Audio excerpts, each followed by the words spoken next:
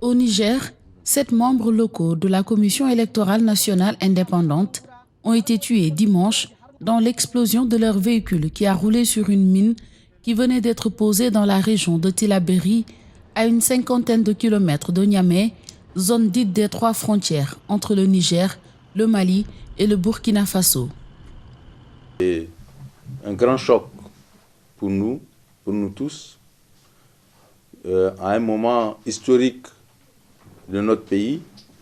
Historique parce que nous avons des élections qui, pour la première fois de notre histoire depuis 60 ans, qui se déroulent de telle sorte qu'un président démocratiquement élu passe le témoin à un autre président démocratiquement élu.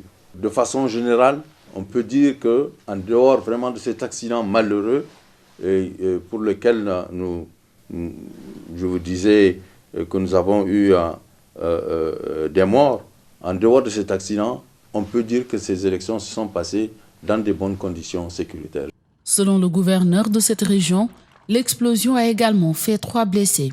À travers un tweet, le président sortant du Niger, Mahamadou Issoufou, a adressé ses condoléances aux familles des victimes et a souhaité un prompt rétablissement aux blessés.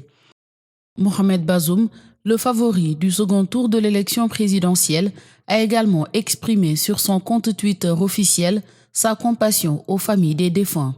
Par ailleurs, des agents électoraux ont procédé au décompte de bulletins de vote à l'occasion du second tour. Je suis très heureux parce que tout simplement, les élections se sont passées dans la plus grande quiétude. C'est ça ma fierté. Et aujourd'hui, on va dire que c'est le Niger qui a gagné.